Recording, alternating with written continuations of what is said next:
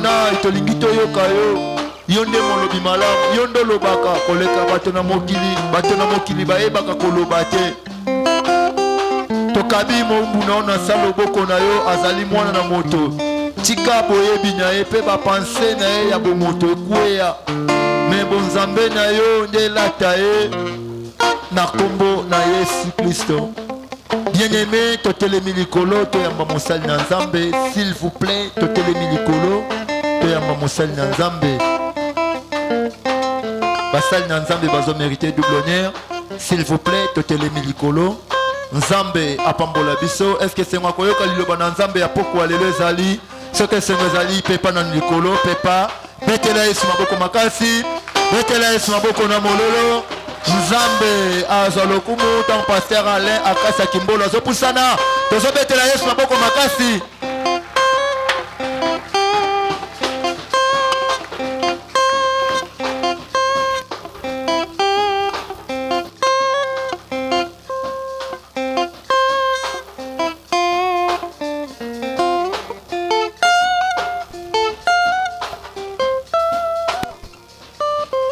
Amen.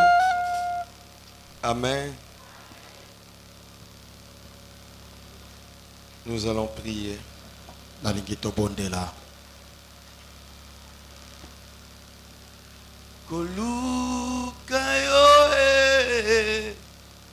ngana kotikateo kotambola na yo osamotima nangae kolanda yo ngana kolembateo kokumba mera yo tina bo kolukayo ngana kolembateo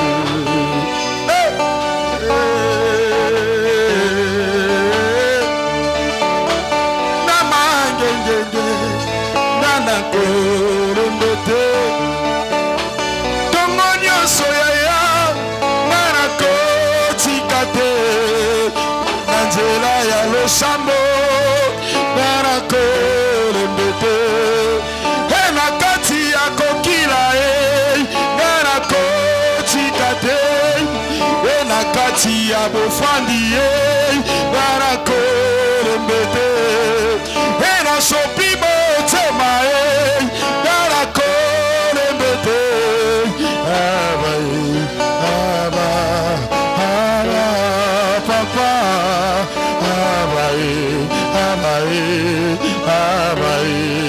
papa. Seigneur, Nkolo, nous te disons merci pour ce soir. tolobi matondo mingi pona pokwa malamu. Nous croyons à ta sainte présence au milieu de nous. Tokondimela na bosaka bosalisani na yo. Nous croyons au ciel qui est encore ouvert au-dessus de nous. Tokondima ete likolo efungwami na pokwa lelo.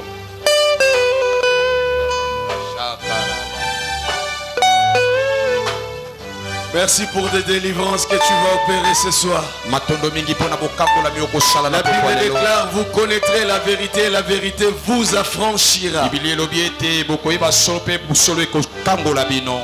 Seigneur, accepte qu'au travers de cette parole, Nkolo yondima na nzela ya liloba oyo que quelqu'un quitte l'endroit où il était pour qu'il devienne adorateur et te célèbre dans toute la liberté. moko kati na biso alongwa bisika ya mosika azali akota na kati mpenza ya bonsomi. Accepte, oh Dieu, Nkolo yondima nkolo de racheter encore ce dont l'ennemi avait récupéré leur vie et sur tous les plans. ya kokambola to ya kobotola libota na yo oyo monguna abotolaki na mabongisi nyonso. Je te célèbre ce soir comme le véritable Boaz, na tomboli yo po ete ozali boazi ya solo celui qui avait le droit de rachat. oyo azali mpenza na nzela mpenza ya kosikola ya solo.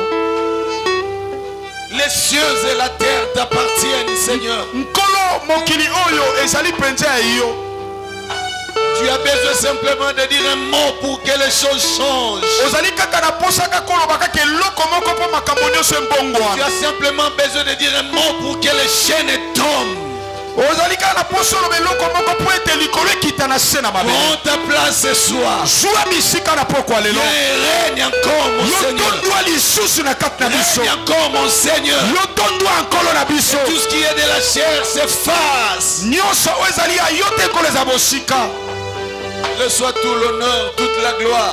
yamba lokumu mpe machanjoli. Au siècle des siècles, car tu la mérites. libela libela po ete ezali nde bongo yo Voilà okoki na pourquoi yango. ensemble avec ton peuple, nous t'acclamons le yango roi biso des nyonso na gloires. libota mobimba tokobetela nkolo na Les biso seigneurs, les maboko. dieux vivants. tokobetela nzambe na biso azali na bomoi Acclamons maboko. l'imbattable Dieu. ozali nzambe oyo babundisaka yo te Le okotikala lion qui bongo. ne recule pas devant l'adversité, les Oh, adversaires. yesu ozali nkombo oyo ezongaka te liboso ya bakokoso te mpe mikakatano. Reçois l'adoration de ton yamba cœur. lokumu nkolo Au nom de Jésus. na nkombo na yesu.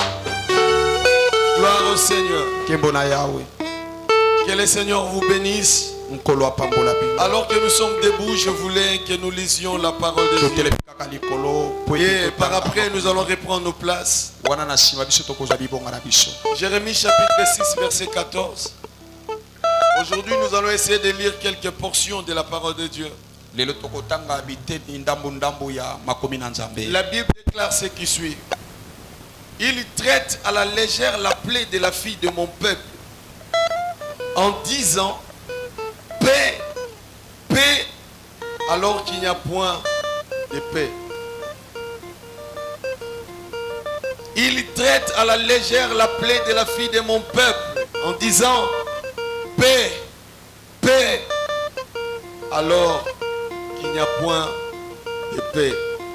Nous pouvons acclamer encore le Seigneur et puis on se salue. la nkolo na biso maboko pe pesa ndeko ada pelepe na yo On peut mbote. se saluer les uns les autres Pesa ndeko na yo ata mopanzi. dans la présence du Seigneur. Pe na bozalisani na nzambe. Laissez-nous dire merci à Dieu pour la grâce qu'il nous a accordée encore ce soir. tika ete toloba matondo mingi na nkolo oyo apesi biso ngolu lisusu na pokwa Nous lelo. croyons l'être, le mouvement, la respiration, c'est la grâce qui émane du très haut. tokondima mpenza mpema oyo tozali nango mpe kotambola tokotambola Et si nous sommes devant, par devant vous, c'est par la grâce de soki Dieu. biso totelemi liboso na bino ezali kaka ngolo tozepai na Ce n'est pas nkolo. parce qu'on avait pensé, ce n'est pas parce qu'on avait planifié, c'est juste que la grâce est tombée sur nous et voilà pourquoi nous sommes là ce soir. ezali te mpo biso tobanzaki ete tozala kati na esika oyo te kasi ezali nde ngolu nde moto ekiti likolo na biso yango Et esali le te tozala fait na de pokwa lelo. tenir les micros, nous ne sommes pas plus supérieurs à vous, c'est juste que le Seigneur nous a regardés avec les yeux de compassion, il a jeté son dévolu sur nous, il nous a appelés, il a mis sa parole sur nos bouches. Et voilà pourquoi nous sommes là pour partager cette parole avec vous. elingi oloba te ke soki ngai nasimbi oyo ezali nzete oyo nakolobela elobi te ke naleki yo moto ovandi na esika oyo ezali nde ngolu na nzambe nde moto esali biso tozala nde na koloba na pokwa Et lelo nous disons encore merci au prophète Crispin, mpe tokoloba notre mosakoli papa.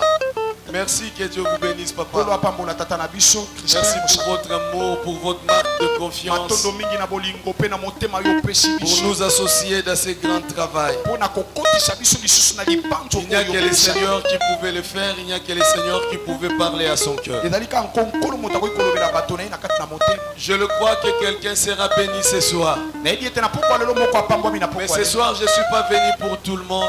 na pokwa lelo nayebi mpo na bato nyonso te Mais il y a un peuple que le Seigneur m'a envoyé leur dire qu'ils seront bénis.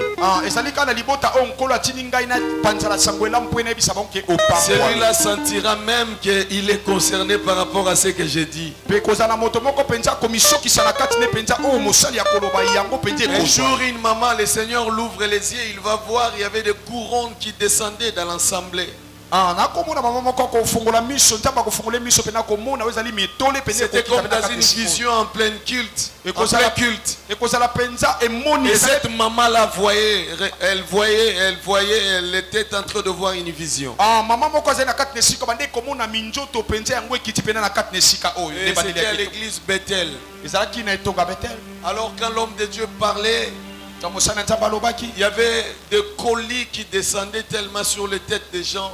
ezalaki na bamituli oyo bandeki kokita likolo ya mitu Il y ya avait bato des colis qui descendaient dans les têtes des gens. ezalaki na biloko oyo bandeki kokita likolo mpenza ya mitu na bato Mais curieusement, ces colis ne descendaient pas chez tout le monde. kasi biloko oyo bandeki kokita na mitu ya bato ezali te epai na bato nyonso Mais auprès de ces hommes qui disaient et qui confirmaient simplement que la parole de Dieu était la vérité. ezali kaka na bato bandeki komisokisa kondima kati na bango ete liloba na nzambe isolo Et cette maman a vu mama wana amoni qu'il y avait beaucoup de gens, mais tout le monde n'était pas concentré, attaché, connecté à la parole. mama wana bandeki komona kasi bato ebele bamisokisaki te mpenza bamikotisa na kati na liloba na Les nzambe autres étaient dans la distraction. bato mosusu bazali na kati na bunu ye Les autres regardaient le bato prédicateur. mosusu bandeki kotala oyo ezali Mais il y motei avait des gens qui écoutaient le prédicateur avec une attention soutenue. kasi ezali mpenza na bato bandeki koyoka mpenza motei mpenza na bokebi nyonso Et ces gens-là, quand ils écoutaient la parole, ils disaient Alléluia. bato wana to bandeki koyoka maloba mpenza bakoloba iyo Et mokonzi auprès de ces hommes-là, ekali na lolenge ya bato wana les colis descendaient dans leur vie. ezali na babiloko oyo bandeki Elle voulait réclamer comme ça, on lui dit, mais toi tu ne crois pas à la parole, comment tu vivras la bato mosusu bénédiction? balingai bazwa bamotole wana kai bakososola te okoki kozwa nde Nous bokondima liloba pouvons nzambe venir te nombreux ici, tokoki koya ebele na kati na esika mais tous nous n'aurons pas ce que Dieu a prévu pour nous ce soir. biso nyonso tozali to tobongisami mpo ete nkolo abongiseli biso Nous sommes bien-aimés dans la source qui est l'église où l'eau de la vie est en train de couler. Mais malheureusement, ce n'est pas tout le monde qui va épuiser dans cette eau de vie. tozali na kati na etonga oyo liziba ekosopana na kati na etonga kasi bato mosusu bakozwa makoki te ya komisokisa mpo na kozwa oyo ezali eteni ya mai Je voulais que tu ne rates pas quelque chose ce soir. nalingi te yo ozanga oyo tokobongisa na pokwa lelo J'étais en train de dire, je voulais que tu ne rates pas quelque nalingi chose te ce yo soir. ozanga eloko ya motuya oyo nkolo akobongisa C'est mpo na que yo Dieu a prévu pour toi que tu puisses la voir réellement. oyo nkolo akobongisa mpo na yo esengeli yozwa yango Alléluia. amen Au commencement, la terre était informe et vide. Nous avons lu le livre de Genèse hier. ebandeli mpenza bibili elobi ete na mokanda na ebandeli mokili ezalaki na eloko te C'était vide. ezali mpe na eloko En te fait, il y avait le tohu-bohu sur la terre. ezali mpe na eloko te na se na mokili Et le Seigneur devait commencer à créer. nkolo bandeki kokela Mais avant qu'il commence à créer, na yambo ya akela il y avait 3 obstacles qui empêchaient la terre de sortir. ezalaki na bamabaka misato bandeki kotia ete po ete mokili Le ebima premier obstacle, la Bible parle de l'abîme qui empêchait le sec. eloko ya liboso ezalaki ete molili bandeki kotia mabaka po ete mokili epesa pole te Le deuxième obstacle, c'était les ténèbres.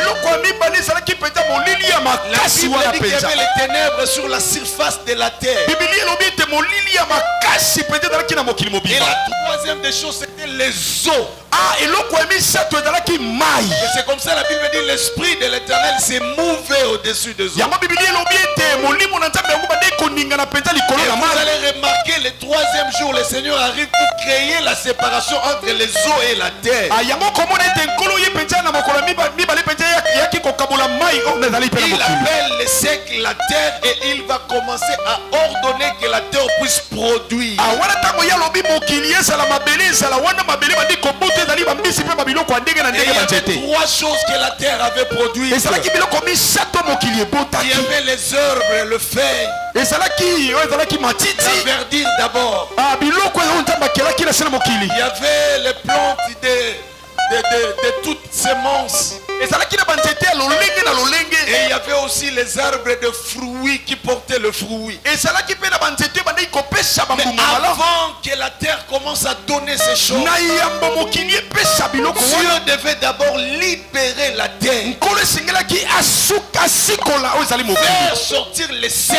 Kobimisa oyo ezali mokili. pour les secs la terre, Ah, mokili mabele. afin que la terre commence à produire Ntango mabele bandi siko kobota. tout ce que vous voyez sur la terre. Nyonso bokomona na se na mokili. C'est la terre qui a produit ça. Ezali nde mabele nde moto ebota. Même les animaux, Atako banyama. même les poissons, Atako bambisi. ils ont une partie de la chair. Ezali nde moko ya nzoto. Et Dieu devait commencer à dire que la terre produit. Nkolo bandi kakoma koloba ete mo mabele ebota. Tant que tu n'as pas vécu la délivrance, Lokola yo ozwi bonsomi te. il te sera difficile de produire des choses que Dieu a déposées en toi. Ekozala pasi ete yo bimisa biloko oyo bataki na kasi Tu na ne yo. seras pas utile pour Dieu et pour les hommes. Okozala motuya te na kati na bato mpe na kati na Les nzambe. hommes qui commenceront à te regarder, ils verront quelle la confusion. Ah, bato banda kotala mpe na bakomona komona mpenza bunu yeke ndenge nini oyo. Il y aura quelle la confusion. Ekozala mpenza bunu yeke ya lolenge nini oyo. Or, l'arbre qui ne porte pas de fruits Soka nde nzete ekobota mbuma te. sera coupé Yango bakobota yango et jeté au feu. mpe bakobota moto. Or, la volonté de Dieu Soka nde mokano na est que nzambe tout enfant qu'il a appelé ezali ete moto nyonso nzambe abengi puisse produire le fruit. esengeli na ye abota bambuma Et le fruit qui demeure. mpe bambuma oyo ekoume. Quelle est cette maman qui sera contente de voir son enfant malheureux rester macrocéphalé et de ne pas avancer mais grandir qu'avec la tête? nini akosepela ete mwana na ye akokola te amakolo mike metala moto monene mpenza mama nini akoki kondima bo. Or, le bonheur de tous les parents, c'est de voir les enfants grandir et avancer. soka nde bolamu ya moboti nyonso ezalaka ete amona mwana akokende Et liboso voir les enfants commencer à aider encore. akomona mpe funga lisusu. Est-ce que quelqu'un est là avec moi ce soir? Amen. Le bonheur de tous parents, c'est de voir aussi les enfants commencer à lui assister. Ah, okomona ete baboti ebele balingaka ete bana ebele mpe bazala pelepele na bango. Mais tant qu'on n'a pas encore vécu la délivrance, lokola mpenza bazwi bonsomi te. tant que l'eau n'est pas levée, tant que l'abîme n'est pas vaincu, tant que les ténèbres ne sont pas vécues, tu ne vivras jamais, tu ne produiras jamais des choses qui se trouvent en toi. lokola molili ezali nanu bisika yo ozali babulu yeke ezali kati na yo komona mpenza bolamu te.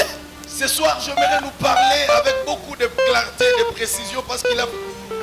J'avais promis d'entrer en profondeur par rapport à notre enseignement. na pokwa lo mpenza na koloba mpenza na bonsomi nyonso mpe na alima mpe na mosindo mpenza ya malakisi na ngai. Le premier texte que nous venons de lire de Jérémie, il parle de quelque chose. En fait, c'était la formule que Dieu avait donnée aux sacrificateurs.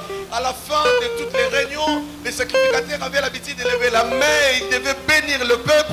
Le peuple devait rentrer tout en état béni, alors que le parole de la bénédiction sortait de la bouche du eloko ya sacrificateur. liboso nzambe ade kobongisa na kati na batumbi mbeka ezalaki ete motumbi mbeka akoki kotelema liboso na etuluku na bato mpe atomboli maboko ne mibale apamboli bato na ntina ete bato mpenza bamisukisa mpe na alipamboli. Mais toutes les fois où les sacrificateurs élevaient la main, ils bénissaient le peuple. watu nyonso bandi komona ete bato mbeka bandi kotema mpe bakopambola libota. D'habitude, ils prononçaient les paroles de bonheur, de paix, de bénédiction. batumbi mbeka bandi koloba maloba ya lipamboli ya C'est sika ya comme ça mosu. nous venons de lire. yango wana pene ete tokotanga. La Bible dit, il disait que la paix soit avec vous. wana bibilia bandi kotalisa biso ete nkolo babosali baloba kimia ezali likolo na Paix, kimia paix, kimia paix. kimia. En fait, la paix qui s'appelle les désordres, les troubles, les calamités. L'homme est en train de vivre le confort en lui-même. Mais malheureusement, alors que les paroles étaient prononcées, quand vous regardez le peuple, la paix véritable n'était pas au milieu de ce peuple. wana kimia ebimaka tango bolamu ezali na kati na moto wana nde kimia penje dans la kapenya na alima na yango tango moto mbeka kote mape akopambola yo wana lipambo lipe kolata penje na bokebi na yango pena mobimba. Et quand vous regardez le peuple, tango bino bokotala libota la paix qui était prononcée par les sacrificateurs kimia o batumimbeka et balobaki le vécu de ce peuple-là, okomona pe libota pe bakobika yango te. c'était un contraste. Au fait, ça n'y rimait pas. okomona penje makambo o batumimbeka bakoloba bakomona yango te. Lors du deuxième guerre mondiale, il y na avait ebundeli mibale ya mokili un militaire qui a reçu les éclats de la bombe. ezalaki na moto moko ya mapinga mpenza oyo azwaki ete bobomi mpenza ya Comme l'armée américaine avait l'habitude de prendre ses soldats quand ils sont blessés et avancer avec eux, et ces militaires commençaient à crier sérieusement parce que la douleur était atroce. lokola soda wana ye mpenza bapesaki ye nzela mpenza mpona kosala oyo ezali mpenza makambo mpenza ya koboma bato ye mpenza bakambi mpenza baamerikane mpenza bazali mpenza kontala bamakambo On a wana essayé de verser le produit sur la plaie, mais la douleur continuait. kasi ye bandi kolela na pota kasi pasi bandi kokoba kaka. On a versé les daquins, on a essayé de nettoyer, mais la douleur continuait. ye bazwi oyo ezali kisi oyo ebisilisaka mpenza pasi batie kasi ye Comme pasi dans ekokoba kaka. l'armée, il y a aussi les médecins. lokola na kati na lisanga ya bitumba mpenza ezalaka nganga mpe C'est comme ça un médecin arrive. wana mpe minganga bakomaka Un médecin arrive dans l'armée. wana monganga mpe akomaka mpe na Il kati va na bitumba prendre la pince. ye aswaka oyo ezali biloko oyo baswalaka bato Il a pincé dans la plaie. ye akozwa oyo ezali basiso wana mpenza akotumba Il mpenza na a kati na touché pota les corps étrangers. ye mpenza akosimba mpenza mosuni ya kati Et wana par après, il a tiré ça. okomona ye ntango akotya na dake atie mpenza abendi boye mpenza okosati Et pasi pendant qu'il tirait cela, ça faisait trop mal. ntango ye akotia oyo ezali mpenza na kati na po ntango akobenda siso okoyoka mpenza pasi na motema Il a fait sortir ses corps étrangers. okoyoka Et il a mpenza regardé le militaire, il les a dit, tant que ce corps étranger n'est pas extirpé de son corps, vous pouvez mettre tous les médicaments que vous voulez. Cet homme aura toujours des douleurs, des problèmes, parce que le vrai problème, c'est ce corps qui se trouve en lui. okomona mpenza moto so ozali na pota na kati na ye lokola ezali na eloko moko ezali kosala ye pasi na kati ya nini Lorsqu'on y reste connecté, Merci, papa. et tant que vous n'avez pas extrait cela, lokola bino mpenza bomisokisi place wana te avec le temps, na nsima na ntango les pubs continueront à sortir. okomona mpenza oyo ezali batofini Et kobanda si kokoba na vous ne faites kobima pas attention, soki osali mpena bokebi te vous risquerez de couper la jambe de cette personne. okomona mpe bakoki kokata mpe likolo ya moto wana Mais quand vous réussissez à extraire ce corps étranger, ntango bino mpena bakokomona et mpena vous balongoli mettez eloko epasi wana na kati na le pota pansement, ntango mpena bakosokola pota wana à ce moment-là, na ntango wana l'homme a la garantie d'être guéri. okomona mpenza moto mpenza ye akopika C'est comme ça ici les prophètes interpellent les sacrificateurs. yango wana okomona ete mpenza basakoli Ils basakrifikatere pensent à la légère. bango mpenza bakobanja kaka na makambo ya bongo Non, ils pensent. Bazotia kisi. bakotya kisi merci papa Pensez. bakotya kisi En fait, bakosokola le pansement, pota voilà. bakosokola Ils le pota faisaient à la légère. bakosokola mpenza Et pota c'est comme ça, vous allez remarquer aujourd'hui, il n'y a que des déclarations. Tu seras béni, tu seras élevé, tu vas voyager, et ainsi de suite. Mais quand vous regardez, Bamaloba lipamboli basakoli, yes na ba prophétie ya solo, yes mais bambuma nango ekobota te ezala te. yes Problème ezalaka ya semence te. amen Problème ezalaka mabele pa semence ekwe. yes Parce que au fait na kati ya semence ya na bilo mibale. Eza na capacité à produire. Pe il y a la vie dans la semence. amen Mais mabele nde ezalaka na 4 types. Ekwe na mabele nini semence wa. très bien Yango mona ba koti pe retraite. Ba bimi pe retraite. Ba kepe ngomba. 4 jours à sec. Bandeko, parfois je me dis comment Moutougo ça la 4 jours, 2 jours au bimi. Vino ezaka ndenge moko. Or nzambo to sambela na yebi mutu moko ata aluka ya tikala ndenga zala. Yes. Na lobi na yebi mutu moko luso Yesu atikala ndenga zala. Na bandeli yango mutu moko ta kutana na Yesu oyo. Yes. Atikala kaka bongo. Amen. Mais comment expliquer mutu asali 5 ans, 15 ans, 10 ans? Vie na ezo changer te. Yango tozolinga to kota na profondeur to traiter plein. To pesa kisi ya solo. Yes. Est-ce que vous l'avez malade? Amen. Sinon te to banaka ko rompo esika moko. Loba nanga amen. Amen. Nazo amen na hotel loba nanga amen. Amen. Alléluia. Amen.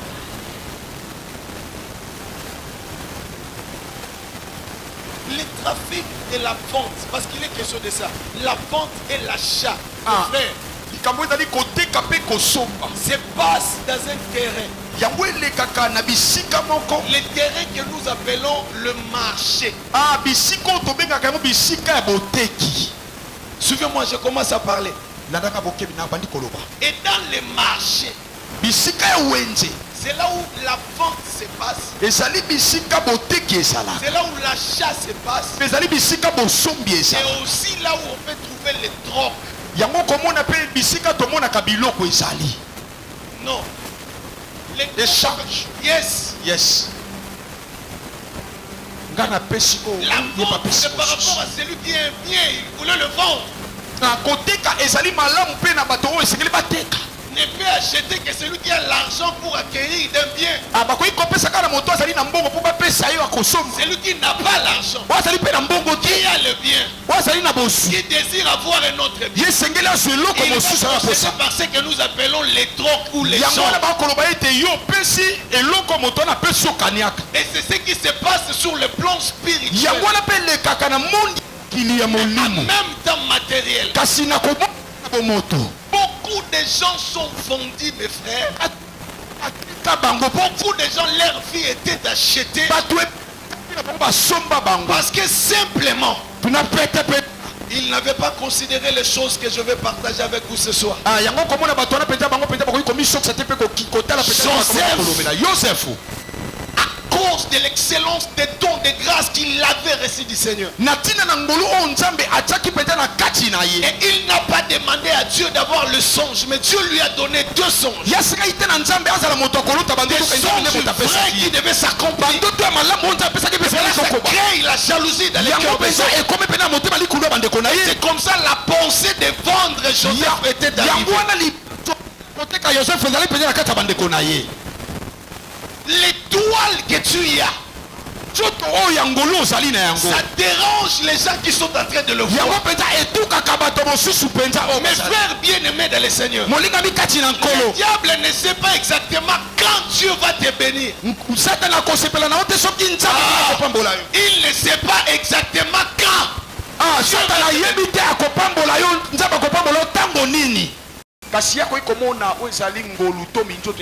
Et il peut savoir combien de temps cette étoile brillait. C'est comme ça on a posé les questions au mage. Combien de temps cette étoile brillait?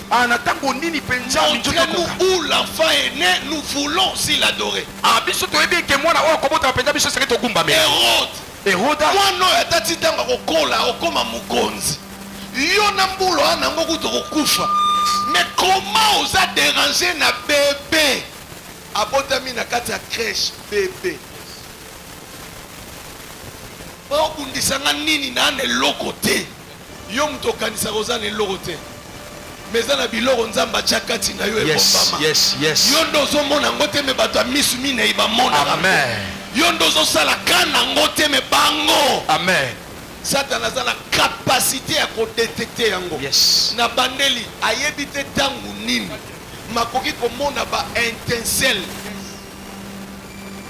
Na yebi te mukolo exactement mwana kobotama mais ba signe o elekisaka mwana linga bima maman oyo abota minga we koyeba ke na lingi na bota.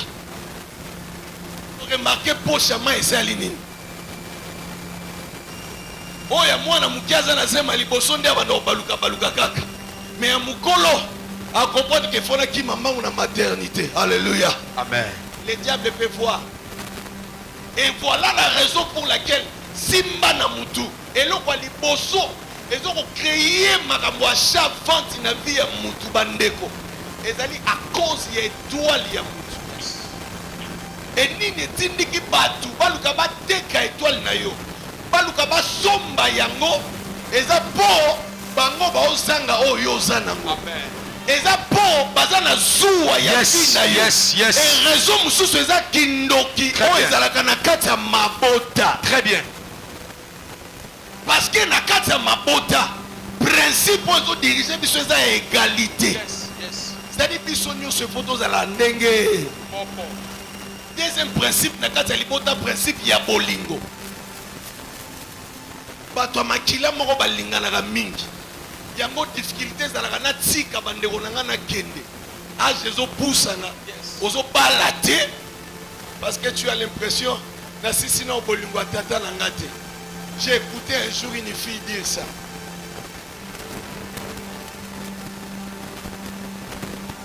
Et mutu nyonso oyo bateki ye eloko liboso badepuyaka ye bandeko eza na bato mosusu yo okomona santé eza bien mais si étoile na ye bayiba yango batikeli ye nzoto mosusu batikeli ye nzoto te babebisi ye nzoto na koexplike makambo na oyo bandokota na profondeur bayibi ye santé abelaka pamba bakoyiba ye parti moko ya lokolo parti moko ya loboko ye azokanisa aza normal. Écoutez botalanga yoke loko parmi basine oyo elakisaka moto esi atekama lananga bien moto vi na ye ezoko appartenir lisusu totalement epane te bosala makambo nyonso nateyaki yo mekanga oyo nalingi nalobango sine wana bezo ozala prophète te mpo mona soki omoni makambo eza anormal ekomi normal na vie ya mutu seke mutu wana babebisa ye. Yes. Bino nyonso bokoka motema nzanzi bokoka kele me ya beti jipa mokuse maza lese bino bokomokele soni seke mutu wana bomoto na ye esi batekango bokokata ye suki bokotumba bilamba na ye aobuka fenêtre soki ake libanda. Très bien. Parce que azalaka su wana te bino mbokanisa za wana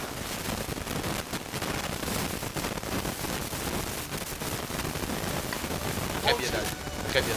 ezosalema na marché opération siko marché bandeko eza na bamarché ya nzoto mpe ya molimo yokana keno na mabele mpona kota na molimo. Premier terrain oyo esalaka bato ebele bafi na bango etekama na kopesa 5 na pokwa lelo ya liboso eza na terrain ya makambo etali biloko ya kolia to barestaurant to bipai bato bakenda kokutama kolia parce que na kati ya nourriture ebele bateka bavi na bango. Bible elobi na nga ça on va lire manger tout ce qui se vend au marché. Mais avant de manger, la Bible nous dit de faire quoi? Merci. Donc, si on a verset, oh, c'est beau d'avoir une église qui connaît la parole. C'est ça exactement. De rendre grâce. De rendre grâce. Avant de prendre quelconque nourriture. C'est-à-dire de prier. Mais beaucoup de gens, mes frères, se sont retrouvés dans des endroits. Je vous donne un exemple. Quand vous allez ici na Bolobo, ballon naga likemba na tongo likembe koli na midi. Boyo kango nante. Siko likemba bongo ozui olie yango. Yango zomona batebele bakoma obela ba maladie ezangela mutuna makolo. Ba minganga bache ba pareil ba oluka ngo ba omona ngoti. Ba omona ngote kweza makama molimo. Baomona te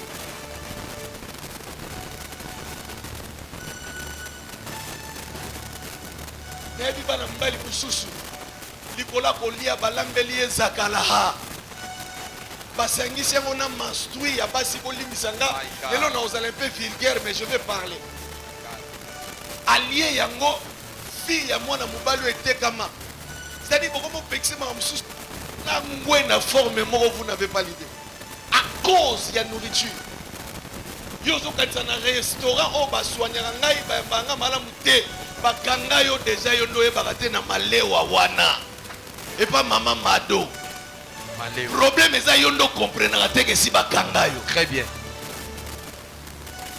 mokolo mosusu quelqu'un nzambe afungoli ye misu il arrive dans un restaurant baoservi biloko ya kolia atala na luto baotya biloko ya kolia bandeko luto ekomi nyoka. Je vous dis des choses vraies. Oyoka nanu te ba misuni mususu tolia na ba boîte na oloba na molimo te na nzoto meza misuni ya batu. Na lobi na makamwa niangu na mboate. Na lobi yango te. Na boy pe na zo problème na batu mususu wa. Et puis na yaki na nga koluka ba problème te. Mais oyebi te keza na batu mususu ba tiela bango na kata ba boîte ya concert misuni yo kanisa ngulu me ngulu te. Voilà pourquoi la Bible dit rendez grâce. Quand tu pries, tu détruis les effets de cette histoire-là. Mais si tu ne pries pas, tu manges. C'est comme ça que tu vas remarquer d'autres personnes. Banda bayamba yo na ndako ya mama Kingudi olia fumbwa na makayabu tata mukolo azaka suma yele te. Yes. Tata mukolo akoma kobosa na makambo mayele esilai. Il y a de cela près de 20 ans, j'accompagnais mon pasteur Joyeux à l'église Mef à Binza. Je cite les noms de l'église même. En tout cas, ça date plus de je dirais même 25 ans. Ouais. Bandeko. Nous étions une équipe avec ma soeur Myriam, frère Caleb, il est en Angola. Dieu nous dit tant qu'on comme abolia et l'autre, bon banamba moro prière. Bayambi biso nanda comme maman moro, je ne vais pas citer son nom. Très belle maison. Bandeko. Et ça n'a pas kei mususu. Et bon ça l'obuka n'a pas principe. Yozo kanisango bo humilité mais keba tala kosa li sola jeune prophète na vieux prophète. Très bien. Soki nzamba lo bayino ko liate ko liate. Amen. Koliate. Très bien. Il y a une complaisance. Yes. Ici, il faut passer à foufou à bando tonga. Donner du foufou, je ne sais pas. Très bien, Daddy. Et puis, quand c'est du foufou à tonga, foufou, ça va amidon. Amidon. Alors que ça fait allié. Pour aller le foufou à mounen. Na édition golier. Et il n'a vitamine dans la carte. Mais sur ces erreurs, il y a un pécier. Au moment où abandonné, nous avons data. Dans mon église au clair. Yes. Yes. Foufou kaka. Yes. Bata bongo so lingo sunga ko pesa ke suste. Moso zo pesa ya otonga mingi. Moso so lingo sunga pimela kaka. Bayamba biso na ti bandeko nanga bon nous sommes dit ti eza problème te nzoka na kati ndako wana laskoni mwana mwasi moko azalaki wana ndokia munene komo na ye malu elakisi ba problème otali mwasi pembe azanga tâche mais ndoki munene en fait ti wana yase a transformé sur le plan spirituel et comme masuba père bachele biso na kati ya lipa ezalaki ba perte blanche ya bomwasi na batie na mwa pilipili pene mayonnaise moi ba benga ngo ba ah ça va venir le truc là oh bon et oya ketchup pene mais oulala ça va venir. Samoussa. Voilà. Il y a des gens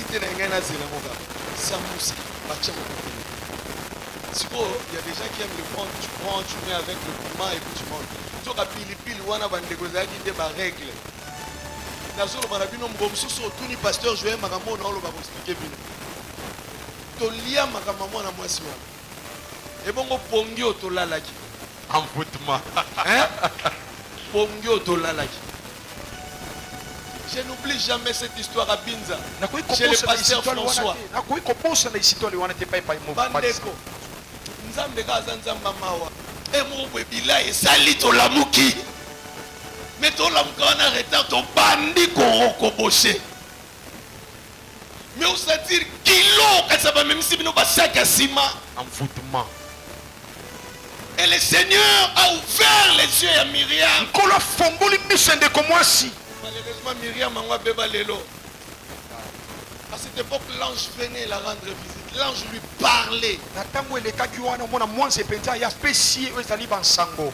Ayibisi makambo ezali Pas, volé. pas. Dieu commençait à expliquer la preuve Myriam quand elle mangeait pilipili ko elaki ne lamba. Nzamba bifungola misutala bandeko elamba pembe pilipili ko na ndenge ko na mesa on avait vu ça mais pilipili comme tache makila. Nalobi ya molimo te ya nzoto boy.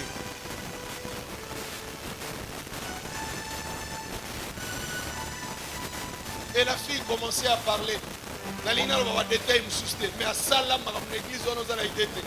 À telle scène comme ça va détail me souste ba ntaba. Eli ko bambara nyo so ko tele mane tumbe la zote alobi alléluia. Ya so ka tsazo lo alléluia.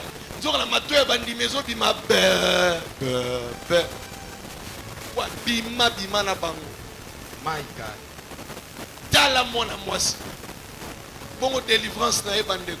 Akata bilamba. Soit tigalika bongo.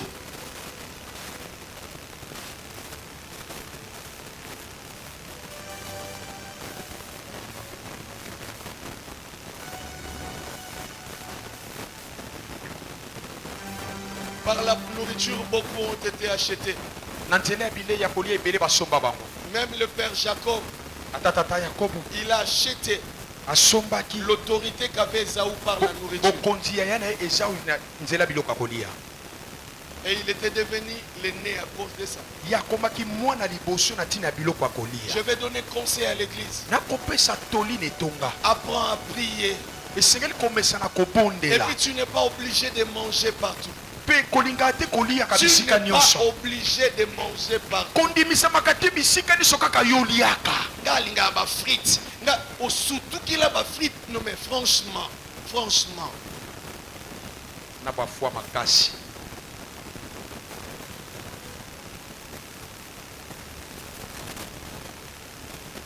Et d'ailleurs, un homme héros, tu dois faire un effort que les gens ne savent pas. Souvent. Très bien. Moi ça m'étonne aujourd'hui, mon libre, Yazo Kaisao Lokumu. Bako Zoyo Kaka na biloko olinga kolia mingi. Yango mona lelo, combien de mimbali aya la Kishasa tikali na Kishasa po balambeli ezakala. Basi ya maele apote koma soko yena kin leki na ngaka mutalambela ko to yaka oliaka na famille na biso. Pour essayer de protéger son homme. Le marché, le terrain de la nourriture.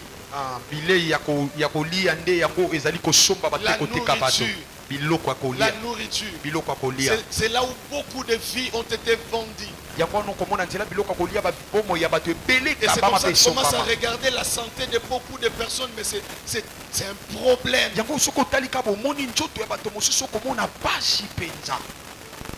Tu vois le.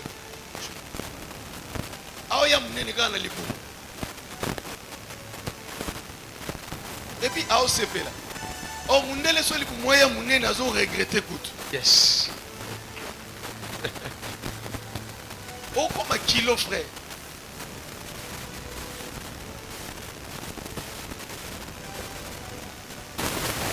Mais même moi, je vais parler aussi de ma nourriture fréquente dans mon kilo, ma pommi.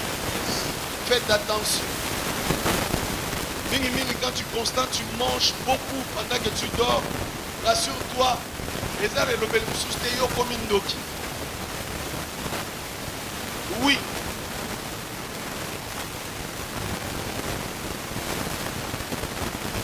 Monsieur va expliquer sorcellerie inconsciente mais inconsciente. Bon, je ne vais pas entrer là-bas. Mais moi j'aime dire, tu es sorcier, tu n'as pas encore commencé à bouffer les gens. Parce que tu seras conscient que tu le veux ou pas. Tu seras inconscient. Il y aura simplement un temps où tu commenceras à comprendre ce que tu fais. Et qu'on s'en attend au moment où sur la macabo yoshalaka. Tu prépares des histoires compliquées dans le sommeil et puis tu manges, tu as l'impression que tu es rassasié, tu te réveilles, tu es fatigué. Tu as vendu ton esprit sur bande là quand tu vois des histoires comme ça, tu as besoin de la délivrance. Et en même temps, il y a aussi les odeurs. Tu sens les odeurs des aliments alors que tu te retrouves dans un endroit où c'est bien barricadé. Je suis d'accord, quand tu es dans un endroit où l'espace est vaste, c'est possible, là où les voisins vont solo. Tu sens l'odeur, il y a fumbo. Et côté la wapi. Obimi, otalaboe, ezate, baolamba fumbo. Lève-toi, commence à prier.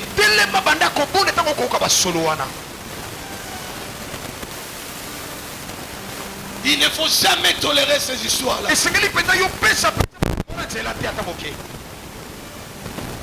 Deuxième marché, là où les gens sont achetés, vendus. C'est dans le plage, dans le piscine et dans le boîte de nuit.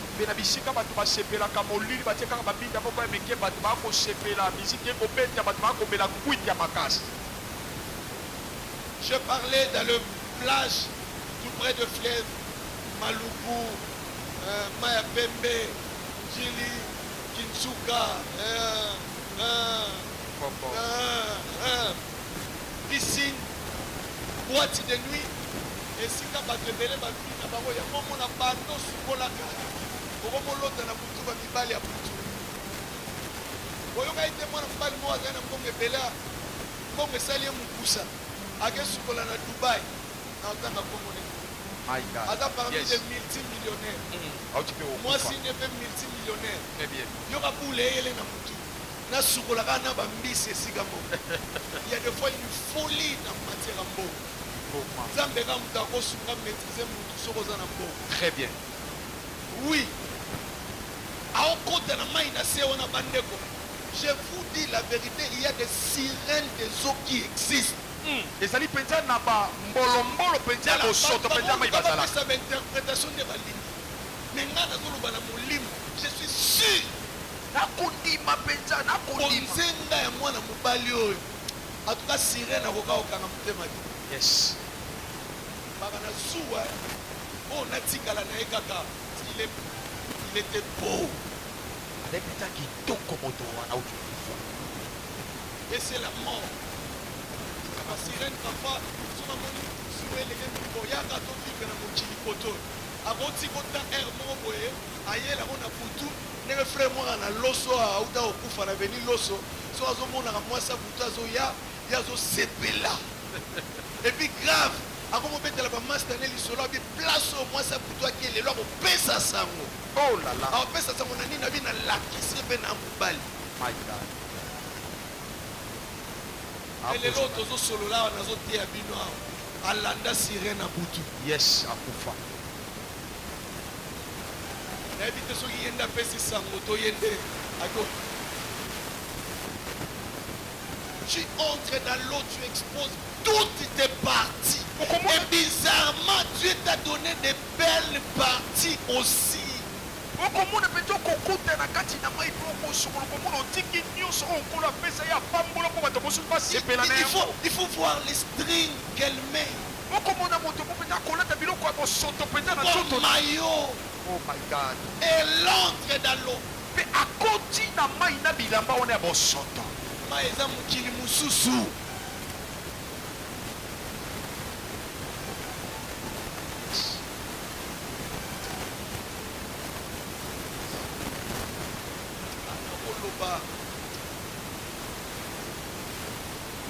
Comment tu peux exposer ton corps comme ça?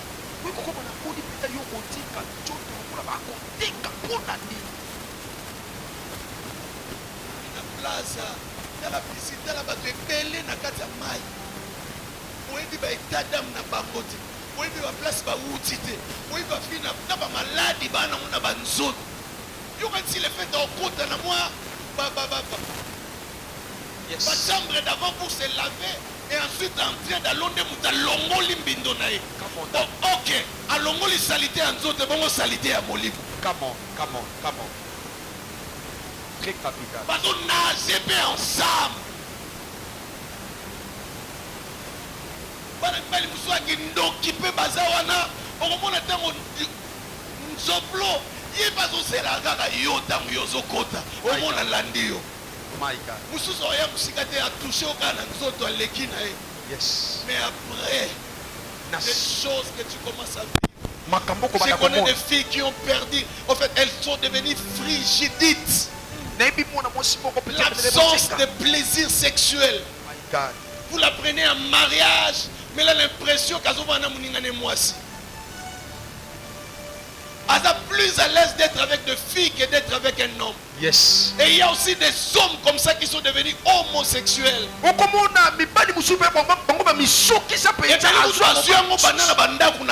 Parce que et pas la bango, non pas qui principe à bolunga ba famille. Hier ata ya moi c'est olala de lamba ya pas mon appromte. Eh kota na wesani.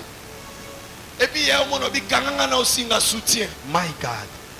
Moi na mubalo ba okanisa singa soutien comme na 17 ans, 18 ans. Abi esani. Et tu vas voir les garçons tout le temps avec des filles, tout le temps, un homme à femme, tout le temps. Dans la bastatine ya tchara bilongi ya basi. Et puis à monter ya frère. My God. Basi basser. Et puis mon retourne bo sur la benani. Maramanza mena kate za la rate. Amesa na ibongo, akomo sepela mingi na mibali ke basi. Parce qu'on y Daddy. mon prophète Ngomso a Benginga. Une fille avait 17 ans. 16 à peine 17 ans. Très jolie fille. Pasteur, prophète, j'avais besoin de te dire quelque chose. J'ai envie de sortir avec toi. Mais prophète, je suis vierge. J'aimerais que la personne qui va me déverger dans la yo papa nana.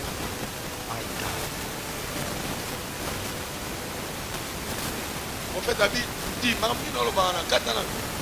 Bobino, pour le système, on enregistre avec Batu. Tokutan. Bakutan. La fille est venue. Papa dit avec la Bible, on parle là. Mes frères, la Bible me dit, la fille a dit, bon, si tu vas même me réfugier de coucher avec moi, permettez-moi ma vulgarité, les termes. Parce que pasteur, tu peux même essuyer les seins. Et tout de suite, elle enlève les habits. Bandeko. Osako lobi, mutuna nzambe na kenda ki pena mobimba déjà. My God. Otali mwana mwasi.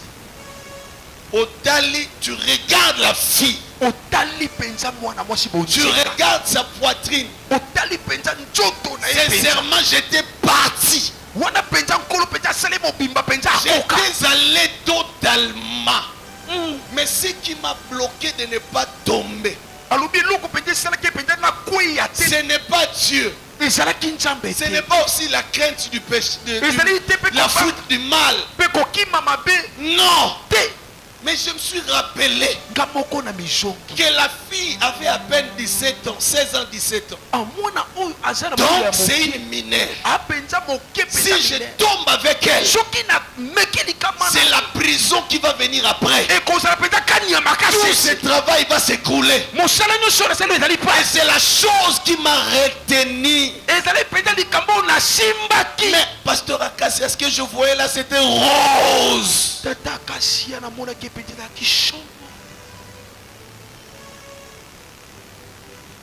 Et comme il ne pouvait pas supporter, elle a appelé la maman qui gère le protocole. Maman, regarde ce qui vient de se passer. Dis à la soeur là de ne plus être dans le groupe de protocole. Ceux qui ont été à l'ongwate, bolingine église et panzana mitali bino. Maman, le tata, pasteur a yébissé. a comprenait qu'il a gagné le moi la moisson a longwe derrière à siliki a bengi master nabi. Je pensais que ça mukolo, je pensais que tu étais mature, tu vas exposer devant tes bandimi derrière na ko yali sous une église notée. Bobi point ni obet li solo. Hein? Tu bon comprendre. Il y aura sur place non mais mabino. Mes frères, après juste quelques jours, mon ami va dormir. Il se retrouve au milieu d'une plage en train de jouer. Et c'est la fille qui l'appelait.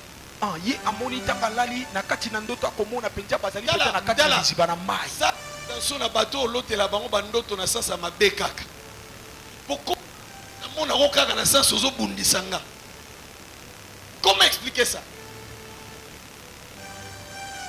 Yaka.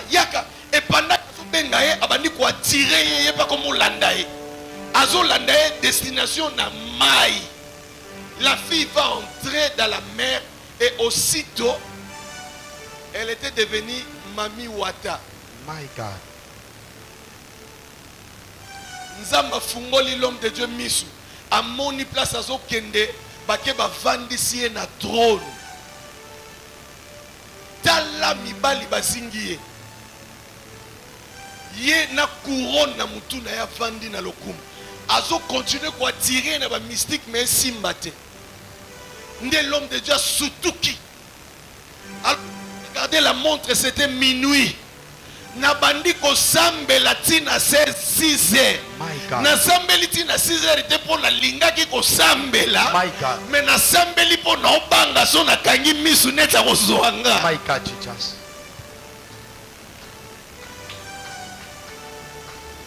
Donc ako asambeli. Et mon état kata prière mais so na kati na lali est-ce que royal li sous-souté. La fille elle était sirène. Mwana mwasi azalaki moto ya mai, moto na soluka ya mai.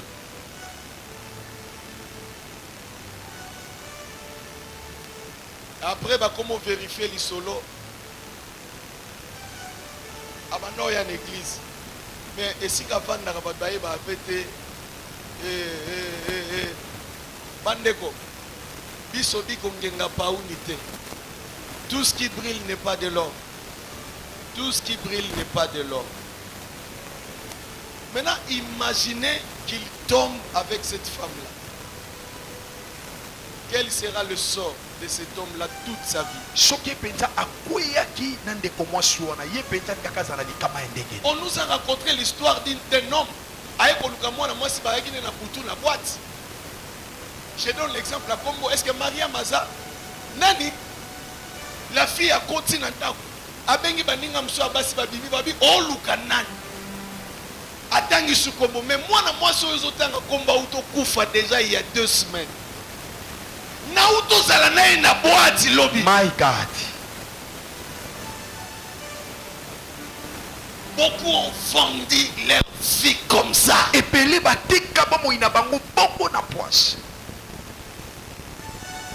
Bandeko, tokoganga ndenge tolingi muta bongo. Tant que toche kisi malamu na pota wana te. My God.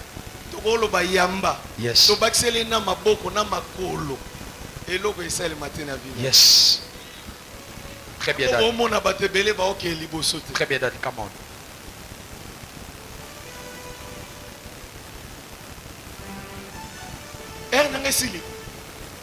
Ah mon Dieu. Oh. Je suis en train de donner le marché. Je parle du marché là où le trafic de vente se passe. Je parlais de la nourriture. Bon, je termine ici, on n'a pas le choix. Je ne même pas parler. Tu peux être vendu, j'ai dit la famille, j'ai dit aussi toi-même. La Bible dit celui qui renverse une force sera mordi par les serpents.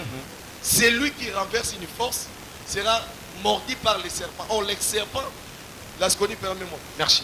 Nyoka wazala qui depuis Kalakala, atambola nzinga nzinga ya batu, a continué à kosala musala. Nyoka wana, soki muta fungoli ekuke, ayaka wana poissoye. Alors, tu belé par fungola bikuke bango moko. Ye moko. Comment vous avez fungole kuke ye moko? Et belé na biso biloko bunga na ndaku mutu ake pa yanganga. Po atalisana na yibi.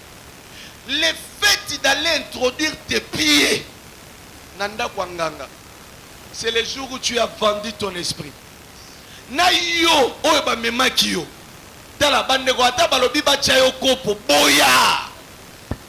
Oyibite vanda. Ata ba kanisi yo mto yibaki yango problème ezate. Mena okende te. Bo changa pe loko wana te. Je n'ai jamais oublié, j'étais à peine 12 ans, quelque chose de comme ça. Maman Benganga Ngamona Ndaku, à l'époque nous étions sur Mukukulu numéro 11. Nganga wana sabole langa bi yo batunyo subako simba kisi yo ko simba te. Abimisa ba munga mona kati ya ndaku. Oh. Wana de tata kufa kala na depuis 86. Maman azobunda parce que yaya moko azobela. Ah, yango ba biso mususu. Non, on n'a pas le temps. On n'a pas le temps. Nous croyons que nous avons changé vie. Nous avons changé la blague. Lorsqu'on dit beaucoup, bakei bango moko. Baebi si satana ngayeyo. Nandimi appel na yo. Zwanga. Bateki ba vie na bango comment? Na ba TikTok. Na ba Instagram.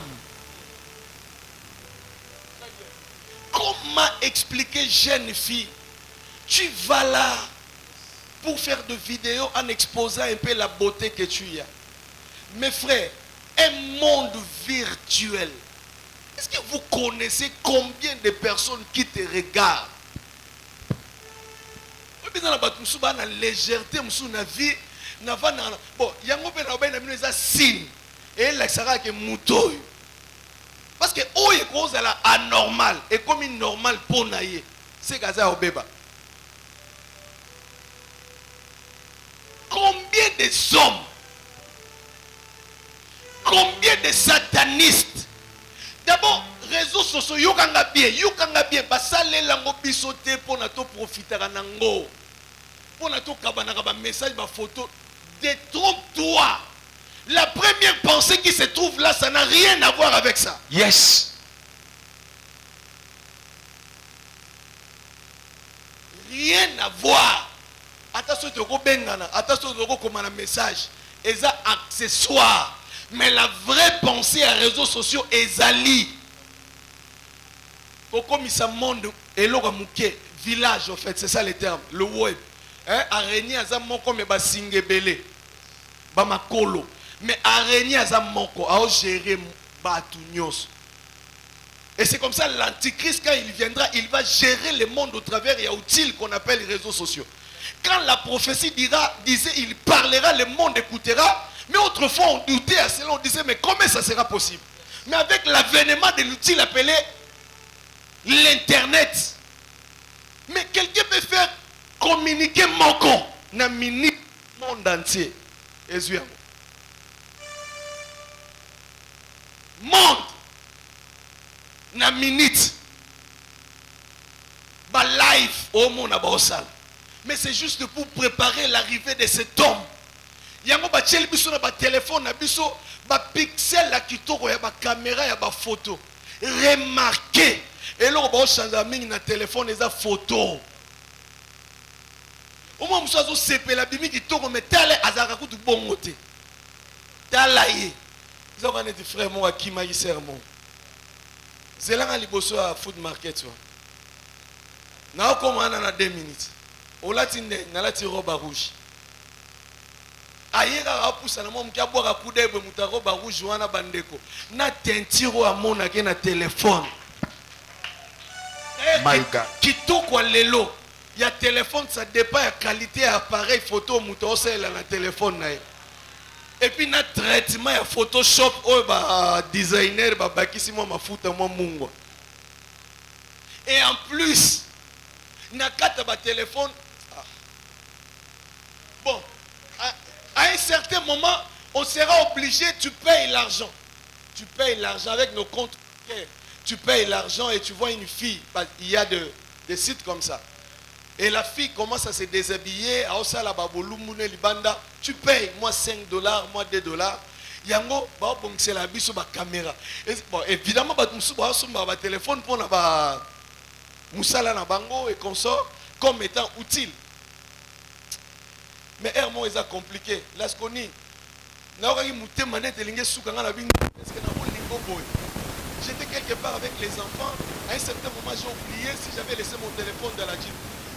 Mon téléphone est à na kati si presse à Kassavou, na simba na poche. Je me faisais des bandeko. De me basuki. Est-ce que vous pas souka pour nani? Téléphone. Na minute na bis que nous avons monté manangé ko basuka pour na yo. Pour na yo. Très bien. Ce qu'on a tellement en fait, na moni na ba pris à téléphone encore. Maintenant le béat bolim sangai. Si ko nous soit elinga na mutu. Ma fille m'a demandé papa si c'était perdu, tu allais dire quoi? Je lui ai répondu mais en fait, c'est pas la première fois que je parle de quelque chose de valeur. J'allais simplement rester calme mais j'allais souffrir un peu dans mon cœur. Ça j'étais sincère. On met ces histoires là les loba. Juste avant tout ça dans ma vidéo. Yango mona mutake na kikoso ça appelle vidéo tiens azo sukola lika muna azo tala ko tinela ngana mo photo parti ba atine yazo kanisa supprimer donc comme pas non supprimer ekufa kate tu as vendu ton corps My God. par des esprits méchants. Otekancho tonu na milimo ya kanja. Des esprits méchants. Na milimo ya kanja. Tant que cela n'est pas annulé. Lokola yoko boya yango te. Tant que ces choses-là n'est pas annulé, on t'a pas racheté là-bas. Yes. Frère, ta vie, tu vas te retrouver toujours avec des choses que tu vis.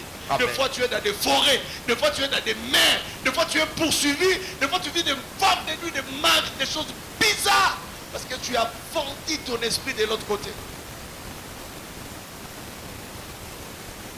Tu t'es exposé toi-même. Comment expliquer? Comment expliquer? Aujourd'hui, la nudité est banalisée comme pas possible. La nudité n'est plus un problème. Autrefois, c'était pour voir la nudité d'une personne. Mais frère, il faut faire des judo. Nous, en classe, il fallait mettre un peu le guitare-la-tala.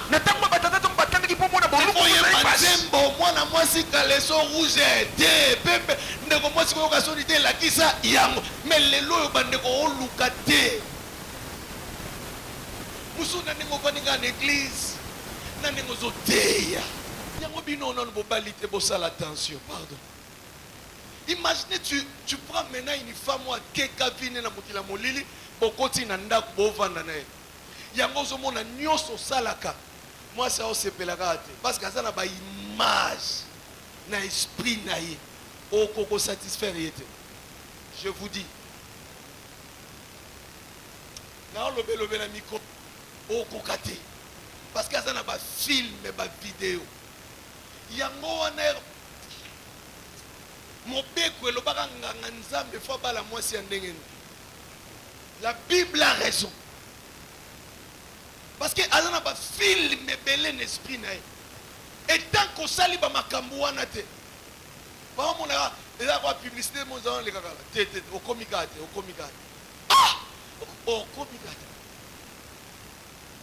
Et à cause de l'insatiabilité là, nde okomona abimanga na petit moko otali petit yango omitali.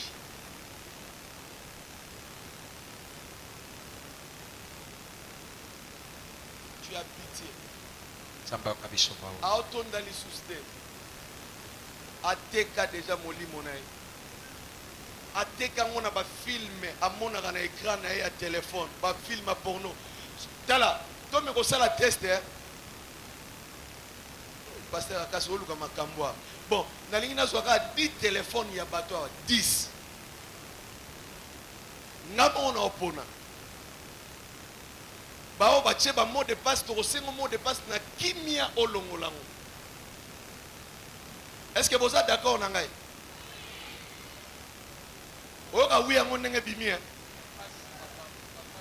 Oui wana mimi ba mama mutu ba lobby. Siko biloko kokuta na kata téléphone. mwa muke ozokasaka na 15 aza muke yo ndo ozokanisa na 15 yango kutu ntango botera makambo Très bien. na réunion bamama botera makambo asekaka bino Très bien, Daddy. Come on. mama ntango ozolo babongisaka dra Il y a des gens qui- aoseko yo kutu mama oyebi te Come on.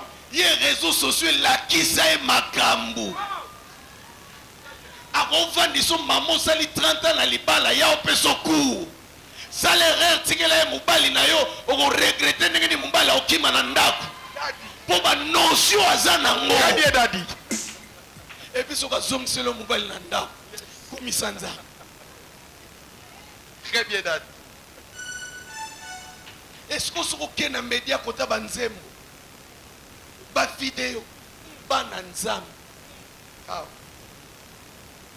mais après tokopapa tokokata tokotimola tokobuka obuka nini Très profond.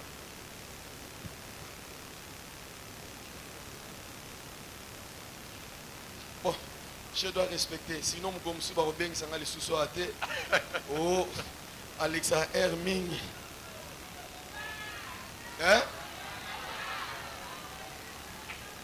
bino bolukela na problème na prophète te bokolukela na problème na modérateur